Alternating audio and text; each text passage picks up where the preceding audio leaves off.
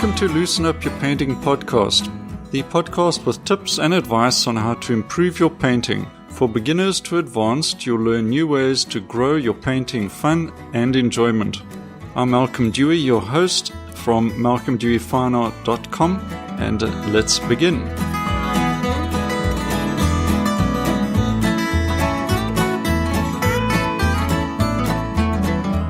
Hi, and welcome to episode 3 of Loosen Up Your Painting podcast. This episode I'm going to be tackling perhaps a controversial topic, but I think something that every artist potentially gets trapped into doing and may be tempted to rely on this as a way to help learn how to paint, perhaps, that turns into something a bit of an unfortunate habit. And it's the cycle of copying paintings. Recently, an artist sent me the following question, and it goes like this.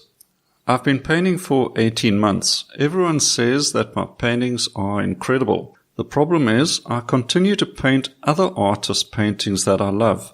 I do also paint from photographs. Almost all my paintings are very, very close duplicates. How do I break this habit and do my own thing? Okay, does that sound like a familiar problem? It actually is something that occurs a lot, and you might think that this is an easy question to answer. Or maybe it's a dilemma that you're facing and you're not sure about how to handle it either. So in this episode, I'm going to have a look at this question and see perhaps what may be the solution or what might be helpful. So we consider what are copies and reproductions. Okay, what is the difference between the two? And as I like to jokingly use as an example, I refer to, let's say, that Van Gogh painting of sunflowers that's hanging above your uncle's television set. It's even signed by Van Gogh himself. Okay, that is a reproduction. And, of course, one of many, many thousands of reproductions of a famous painting. The artist who painted the reproduction did so with full disclosure. So the painting was never intended to be anything more than a reproduction. Okay, so a copy could be the same thing. But for argument's sake, I'm going to use this term to describe copies that are passed off as original work or which are so close to the original that it is not really your own work. In each case, the artist signs it off as his or own work, and anyone purchasing a copy in these circumstances and discovers the truth is obviously going to be unhappy, and justifiably so. Okay, of course, in extreme cases, you may even be looking at legal implications. A forger of paintings, then you're taking a big risk. But let's not go to that extreme for this episode. What I'm really getting at is how to get control, once again, of your own unique painting ability, getting your own message out there. So you may have heard the famous quote from Picasso, and he once said that all art is theft. He said there is nothing original left. He also famously referred to Paul Cézanne, the famous post-impressionist. He called Paul Cézanne the father of abstract art, the person that made it possible for Picasso to explore and develop abstract art as we understand it today. So what Picasso was saying is that artists take up certain ways and methods of the artists that came before. This acquisition of a technique or method and approach is often referred to as stealing like an artist. And to steal like an artist is not a bad thing when you do it as Picasso was talking about. This is how we learn and develop our own style and process what other artists have done before, and it's a way of learning. Now, in centuries past, especially and famously attributed to the Renaissance era, is the practice of copying a masterwork to learn the master's methods. Now, this was, as I said, a common practice, and the Renaissance apprentice would copy the master's paintings to learn the trade. And this could go on for many years.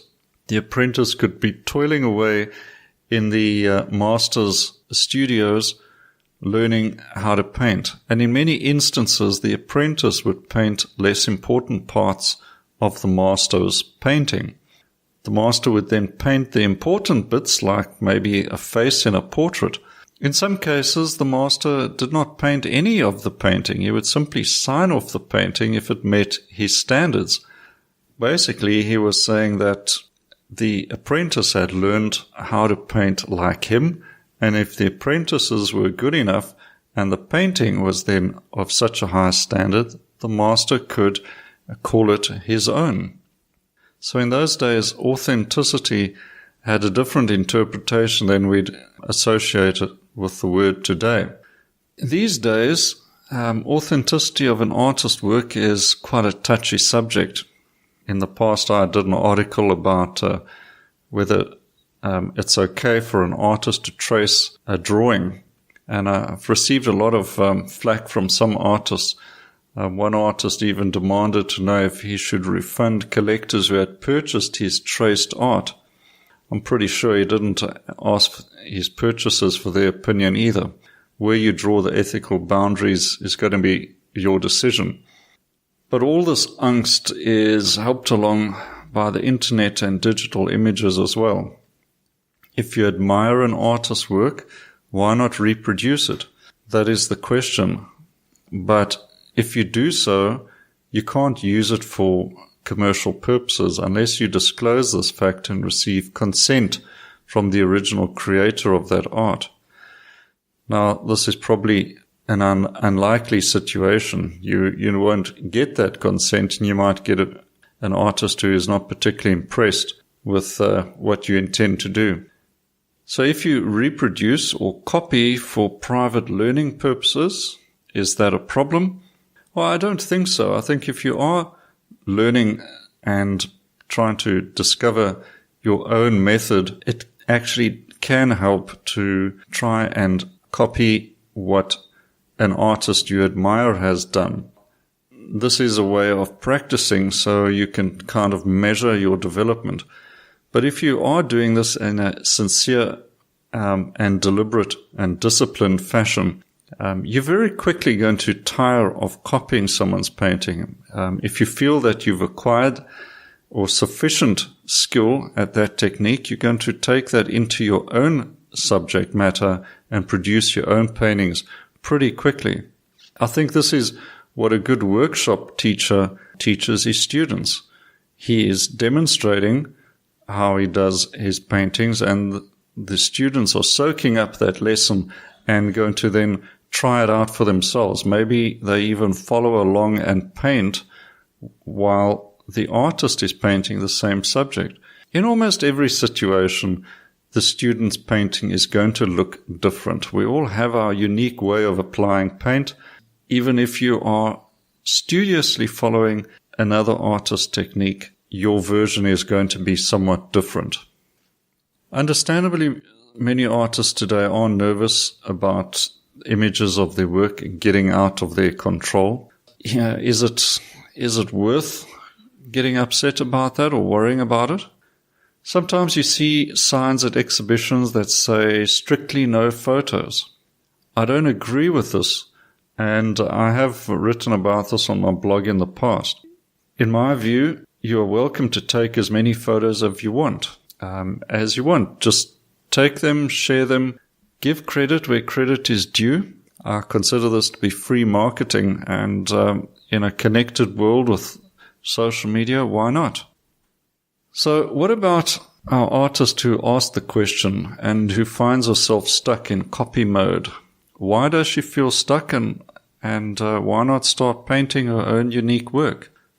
I've thought about this, and I believe the answer lies more in the emotions that the artist is struggling with. It's not simply an issue of lacking technique. I think painting a copy has advantages for her. These include the hard work, like working out the composition and color schemes, etc. All of that's already been done. And everyone obviously likes the original painting. So why not do a knockoff or a reasonable facsimile and get all the kudos? It makes you happy as the artist, and people who are looking at the painting are happy as well. So everybody wins. But unfortunately not, because the artist is setting the bar particularly low. The artist gets the positive reinforcement she craves, but it didn't take much work. Okay, to make successful original work comes with significant risk, and I think risk is painful, especially our artist who asks the question. So she does not want to make paintings that fail more often than are successful. The artist's ego is fragile, and I'm sure we all appreciate this issue. Nobody likes to produce a failed painting or get criticized for something that is not as good as we want. So the truth is that you need to churn out many failures before the gems start happening. The professional artist who paints 6 days a week accepts this, but the weekend painter does not have the luxury of producing large volumes of paintings consistently. So when you only paint 2 or 3 paintings a month, you want each one to be a winner. And this attitude is not realistic unless you accept the long road of trial and error. I've seen an artist burst into tears because she could not mix the right colors, or other artists who are so anxious that they abandon their paintings and never return to them.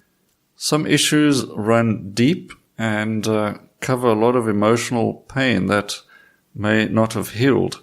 So if you recognize these emotions, then I suggest reading Julia Cameron's book, The Artist's Way, and she explores the way and methods that artists who have patched over some emotional issues, the way they can discover, confront, and answer these issues and then let them go. And it's not an overnight thing. It does take time. So to break the cycle, the emphasis must be on creating and not copying. So whether it's a photo from a magazine, the internet, or a friend's photo even, rather be inspired to create something that is original and not a copy. So even if it is your own photograph, try to tweak it in some way to make it into art. Portraits do not have to be photoreal either. Of course, unless it's a commission and your client requires something in particular. Of course, getting a likeness in a portrait is important, but you can make the technique speak for your own creativity. The way you apply paint, use color, and so on can turn a portrait into an expressive event in itself, and something that tells people about you. So a sense of yourself should be expressed in each painting. This might take time to emerge, so you have to be patient about it and keep practicing with a deliberate intention. What I mean is to ensure your growth as an expressive artist, you've got to build this on a technical foundation as well. So as a teacher and a coach myself, I can only help to build the artist's foundation. This is not the finished product, but it helps with the student's progress. The student can learn and practice techniques, but has to be ready to build new and exciting layers on top of that foundation. So if you're stuck in copy cycle and you take the approach of building your own layers in skill and your own layers in expressive painting, then you're very quickly going to develop the habit of creating unique work and not relying on copying. So you could perhaps try this approach, and I did recommend this to this particular artist to ask this question. To break the cycle of copying, step 1 is decide what is your favorite subject to paint. So out of all the reproductions, what is the common thread? Is it landscapes, portraits? Do you like painting horses? Whatever. So now you know what the subject is. So start looking for actual subjects like that in real life. Don't copy someone else's painting or someone else's photograph. So step 2 is then, who is the artist whose work you most like to reproduce? This will point to a particular style or technique that you prefer. That look of the painting that excites you. So at least initially, you'll be able to use this as a guideline to develop your style. But to steal like an artist, you'll have to acquire or try to acquire some of those techniques of the artist you admire. But doing your own work it's going to turn it anyway into something that is more unique to you. Step 3 is start acting like a professional. You've got to take the time for adaptation and development. So professional attitude means accepting that failure is part of the learning process. You must learn this and move on from that. Don't let fear of failure or fear of producing something that is not up to the standard of someone else. Don't let that kill your creativity. Professional also means that you show up for work on time and you create. Stop making excuses. Recognize that you need to work on your own art. And the more you do that, and in a more disciplined fashion, without procrastinating or feeling fearful, the better for you. A professional pushes on despite the hard work and despite the risk. So to make this a habit, the professional has to set time for work, learning, and marketing. These days and times are important, and you must follow them. And let people know that you are taking this seriously. Don't let anyone facilitate or try to undermine your dedication. Okay, you've got to paint miles of canvas and use up gallons of paint over time. So let people know, let your friends, let your family know when it's work time, you don't want to be disturbed. And if somebody starts to tease you or mock your dedication or suggest you're wasting your time, cut them off. Okay, don't put up with that. Deal with that person. If they don't learn their lesson and respect what you're doing, you may want to reassess whether it's worth giving them your time at all. Sounds harsh, but this is your life we're talking about and your future as an artist. And above all, learn to live with risk. So as a professional, you have to accept the risk that your work may remain unnoticed, it might not sell, or does not express what you intended. But this is to begin with. You'll resolve these issues and you'll fix things up as you go. Also, criticism is bound to come along, so this is part of the risk. But because you are being authentic to yourself, you're not copying, you're not undermining yourself any longer. You've got to just let that criticism fly over your head. So does that sound possible? Does that sound like something that you could do, or does the sound of that fill you with fear and you break out into a cold sweat? And that is something you need to really be honest with yourself about. And as I said before, if this does make you break out in a cold sweat, then please read Julia Cameron's work, An Artist Way, and try and get to grips with these problems, because many, many other artists grapple with this, have done so in the past and overcome them successfully. And you can too. So hopefully this is an exciting prospect, one that makes you feel much freer and is going to lead to positive growth for you as an artist. With time and effort, anyone can break their dependency on following the easy option of copying. You'll grow in character, you'll grow as a person, you'll grow as an artist, and you'll achieve success. Of that, there is no doubt. It is an after effect, it is a side effect of hard work and dedication, and also having fun. With all of these things comes the journey of success. All right. Success is not a destination that you arrive at and then sit down and do nothing further. Okay. Success is a journey of doing what you love in your own way. You keep on that journey and you keep therefore being successful and having a purpose. And that is a life worth living. And that's a priceless gift to yourself. Hopefully, this has helped to answer a particular artist's problem. I certainly hope that she's doing her own thing and enjoying it. If you have any questions that you'd like me to have a go at answering or perhaps sharing my views, whether it helps or not, give it a try. Just send me your question. You can visit my website at malcolmdeweyfineart.com. Send me a note. Let's see if we can deal with that on the next episode of this podcast. I would also like to mention that this episode is brought to you by Learn to Paint with Impact, my foundation painting course. You can find out much more about the course and what's involved and other courses too on my website. Just look at the tab for painting courses and see if there's something that you enjoy. So until then, thanks for joining me on this episode and happy painting, and we'll chat again soon.